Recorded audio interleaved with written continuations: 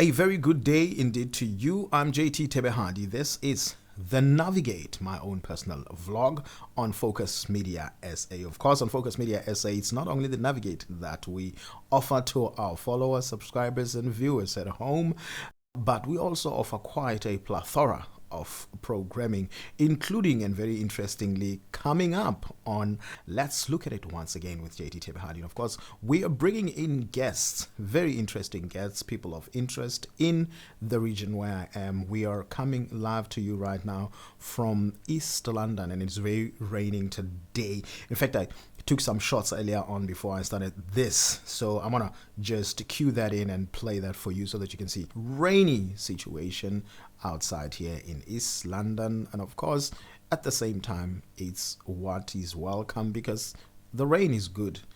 To address the question of water scarcity that our country has become, we need rain all around. And having said that, please do not forget to subscribe, as I said earlier on, to this channel. Let me just get right down to it. Why did I come live? I came live today because I want to keep this real, short, sweet, to the point, unedited, and of course unfiltered, because it's about time, South Africans. I'm worried that 2024 is the year of elections. And if you are a South African and you've been in this country long enough, you would know that when that time comes, as we have been reminded last week in Pretoria and right here in East London, in the Eastern Cape, where destruction of property in the name of a protest for what is rightful for those who are protesting, and the fact that that spills over to private citizens who are not part of this battle that is going on. People's cars were stoned, people's private properties were destroyed in the name of people wanting what belongs to them. So we are in that space. Pretty much we are going to find that we are hearing more often than not people that are fighting for their rights, and in the process of fighting for their rights, they are going to be destroying the rights that they already have obtained. Sorry about that. But not only that, they are going to be fighting for their rights and stomping all over other people's rights at the same time. So what this means is, and why I actually came live about this, because I was on one of the radio stations live on air talking about this issue of being overly sensitive when one caller would make a call and say that it's high time, in particular, South Africans of my skin color took responsibility for their lives and stopped blaming this over-glorified apartheid time. And people get all up in arms and get all furious and say, no, let us hold on to our go-to place of crying. We get excited when we blame everything in our lives for even the things that we do ourselves. It's all because of somebody. It's all because of something else, and it's nothing about me. And I felt that it's very easy to talk about that, to talk about these kinds of things and say, but you have to understand the reason why we have people behaving in this way is that they cannot help it. They are the victims of this and that. That victim mentality that we have is the worst thing that we are having to deal with than even apartheid itself.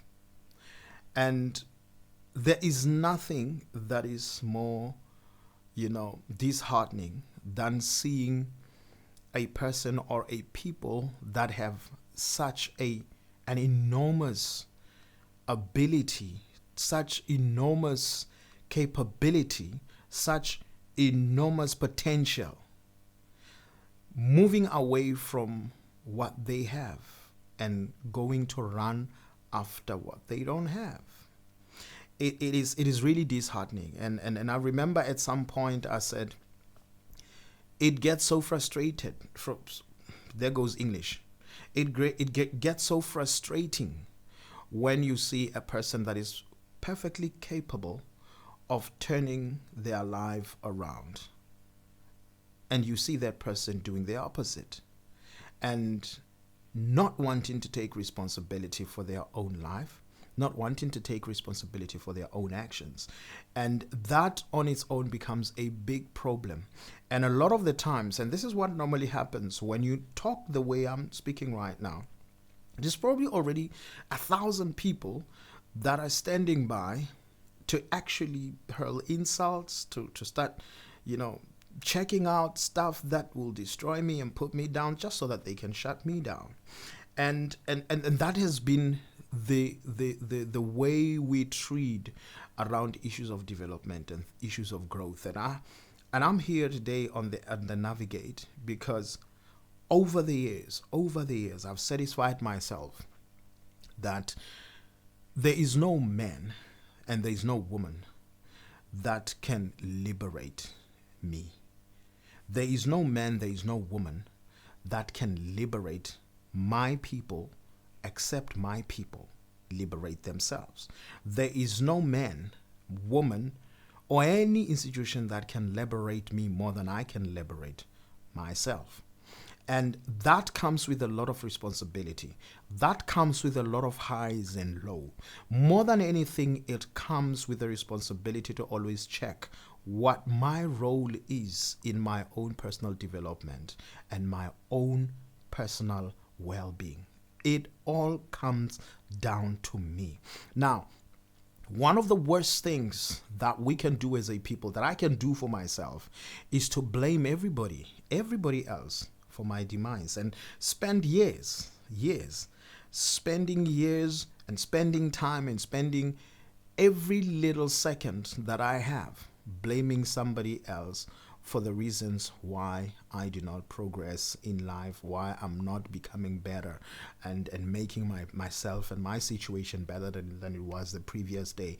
Because I can tell you now, it's much easier, and really it is much easier to go into a self-destruction mode of pity party than it is to stand up, put your man pants on, and face whatever challenges that are there, adversities that are there. And I'm not making light of the hardships. I'm not making light of the challenges. I'm not making light of the reality of the impact of the socioeconomic conditions and the impact of that on the ordinary people. I'm not making light of that. But zooming in so much into that and amplifying that without bringing about the possibility of grabbing hold of the line to actually turn things around once and for all, it's not going to help anybody. It's just going to maintain the status quo. And I can tell you right now, there's quite a lot of South Africans who I believe and I know that they are not talking. And they're not going to talk because you might as well keep quiet and mind your business, right? And let your life go where you want it to go, because advising people may just be the thing that will, inadvertently attract enemies for you and people that will hate on you and that will do everything to destroy you, because there is this hunger and inclination to reject practical advice and rather stay with people who say that, yes, you are entitled. Yes, you are entitled. Oh, it was not your fault. Oh, you had no role in it. Oh, you had no part in it. Oh, yes, someone might have done something because of you, but then, hey, it's not you who did it, so you're absolved from instance. It's much easier to go into that space, but that is the exact type of a thing that, and I have said this before, that it is the currency of politicians, because at the end of the day, South Africans are the ones that are burning the streets. That are burning the tires on the streets and actually destroying the streets and destroying the infrastructure, their very own infrastructure, by the way, because as you would know that the government does not come into our areas. They only come in when they're going to be giving us plastics of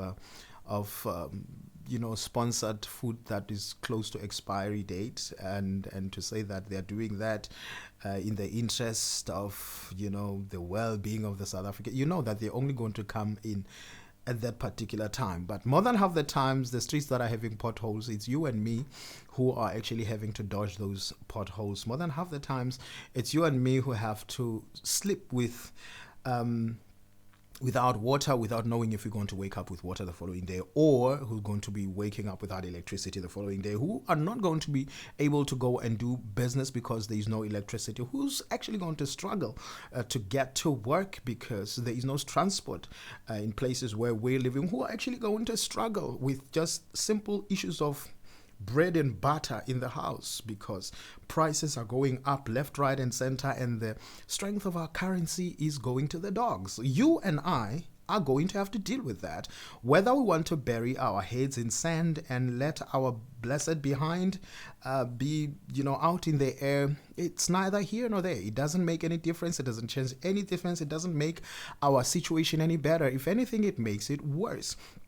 And what becomes even more, disheartening about this whole thing is the fact that we are not doing this to ourselves, but we are doing it to our children, because we are stealing away their chances of being better in the future. And we continue to isolate them from the things that are important for them to build where we left off. Because if our kids are going to build from where we left off, it means that they're starting from the shambles. And I'm very much aware of the fact that I'm actually even talking to the people who are not, part of the let's go and destroy in order to get attention crew. I might be talking to that, I might not be talking to those, but here is the thing. At the end of the day, the more we speak truth to ourselves, it's all well and good to speak truth to everybody, but the minute we speak truth to ourselves, believe me, we have just started taking back mandla. We have started taking back our power, because it is when I speak truth to myself, it's when I acknowledge that Dioisagala paya na paya, I'm struggling with this and that. It's only when I acknowledge that I can be better prepared to do something about it effectively, so that where I lack, I can find something to compensate and make my life better. It's only when I can truly sit down and see what my role is in making my life what it has to be in accordance with what I'm having in my head. And when everything has been said and done, you wonder, why am I making this video? It is my dream, it is my prayer that when you have watched this and you've listened to this, that when you get out of this broadcast, two things. Number one, that we can go into a mode of taking power back to ourselves and saying, what is my personal responsibility in my life? What kind of community do I want to live in? And if I want to live in a community that is tarred, the very first thing to start with is, if there's already tar in that space, I must protect that tar, because in the meantime, whilst I fight for my genuine rights for other things, that tar, I still need it, and that tar is mine. That's the first thing. And the second thing is how I wish we could spread this to ourselves, to our brothers, to our sisters, to our families, to our comrades, to our companions, to our fellow citizens, and to our colleagues at work, to say, guys, it doesn't matter how much money we're getting paid at the end of the day. If we're fighting for a raise and we get that raise is useless, because you get 1,000 rands now and the price of petrol and everything else go up because of our own irresponsible actions. because we go and bark at the wrong tree. And that 1,000 rands has not added any value. In fact, it has made things worse. And more than half the times in South Africa, my experience is that when prices of food go up because of petrol and every other thing, when those things come down, the petrol and the currency become stronger, the price of food does not come down. If anything, what they do, they reduce the quantity of what it was that you used to get in one package. And that's exactly what is happening. And those are the fights and the battles that we are supposed to be fighting as South Africans, and deal with those particular battles intelligently instead of being used by people who absolutely have no interest in our well-being as the ordinary working class, the ordinary people in the townships and the places where we're coming from. Because we all coming from the same places, whether it be different in terms of the maps, the pin maps on the on the globe. It doesn't matter. Fact of the matter is that we have one South Africa, and we are responsible for that one South Africa. And if we don't take control of that one South Africa in a most responsible way, we have no chance of ever seeing the peace and the true freedom that we say we're fighting for. So that becomes a pie in the sky. So, having said that, we have a responsibility. The government has its own responsibility. Whether it's doing what it's supposed to be doing or not, it's not the purpose of this broadcast. The purpose of this broadcast is to say that we know our government. We know what we have been with our government. But more importantly, do we know what our power and our expected way of relating to our government is or is supposed to be like? Because if we don't know that, we're going to be blaming the government is going to be blaming apartheid, and apartheid is going to be blaming it back to say, well, we gave you good infrastructure and you destroyed it and all of that. And we're going to be talking about corruption and things like that. It doesn't matter how many times we talk about corruption. If we're not going to do anything about what we can do something about and try to go for things that are way out of our reach, we just huffing and puffing smoke. Nothing ever will come out of it. It is my prayer, it's my wish that we have less South Africans leaving the country because of hopelessness. It is my wish. But at the same time, I do not see myself stopping someone from leaving the country because they cannot handle the downward spiral that our country is currently embroiled in. I cannot do that because right now I don't have anything to offer as an advice. So then what is an alternative except to say that if you are in South Africa and you cannot go out to Dubai and stay in Dubai like others, and maybe go and stay in Mauritius because of the practical hindrances and limitations, well, you and I are stuck in South Africa for a reason. And we're stuck in South Africa. We can choose and decide the kind of South Africa that we want. I've seen that in South Africa, we are able to put up one heck of a fight. We can do that. More than half the times, the fight that we put up is often misdirected. If we can direct the fights and stop being overly sensitive about, what apartheid did and all of that. I hate apartheid with everything that I have, but I'm not going to empower apartheid and disempower myself by blaming apartheid for everything, even things that I can do for myself. I'm not going to do that. And I hope that all South Africans, at least most South Africans, most South Africans can do the same and actually say that genoeg is genoeg, enough is enough, until such time, we still have a lot to deal with and we still have a long way to go. And perhaps the first way to start is, if we protest, let's go to the people that we're protesting against and not throw stones at people that have got nothing to do with the people that are holding back matters of service delivery in the offices there, people that keep turning people back instead of saving them. We should go to those people. We should go to those offices and not destroy other people's properties. Please, South Africans. Let us grow. Let us Let us be more intelligent than that. This is just my thinking space. I'm JT. This is the Navigate. God bless.